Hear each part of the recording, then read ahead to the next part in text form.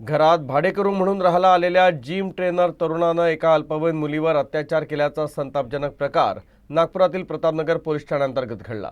पोलिसांनी अत्याचारासह पॉक्सो अंतर्गत विविध कलमान्वये गुन्हा दाखल करत आरोपीला अटक केली आहे। मिळालेल्या माहितीनुसार पीडित अल्पवयीन मुलगी ही 15 वर्षाची असून ती 10वीत शिकते, तर आरोपी 21 वर्षीय भुवन उर्फ अभि हा पारडी येथील रहिवासी आहे। भुवन हा प्रतापनगर परिसरातील एका जिममध्ये ट्रेनर म्हणून काम करतो।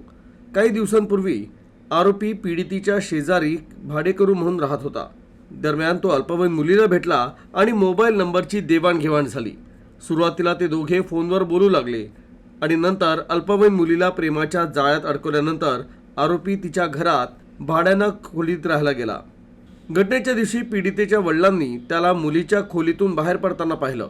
कुटुंबातील सदस्यांनी मुलीला विश्वासात घेऊन चौकशी केल्यानंतर संपूर्ण प्रकरण समोर आलं।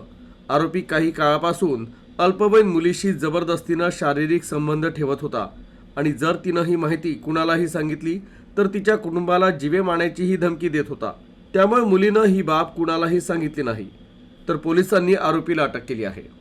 जी मुलगी आहे अल्पवयीन, तिच्यासोबत त्याच घरी राहणारा एक व्यक्ती हा अनैतिक संबंध करताना तो मिळून आला आणि मुलीला विचारपूस केली तेव्हा तो तिला धमकी देऊन तिच्यासोबत अनैतिक संबंध करत असल्याची माहिती मिळाली। त्यावरून आपण आरोपी भुवन उर्फ अभि योगराज भैरम राहणार प्रतापनगर हद्दीमध्ये याला अटक केली आहे आणि त्याचा PCR घेऊन पुढील तपास करीत आहोत।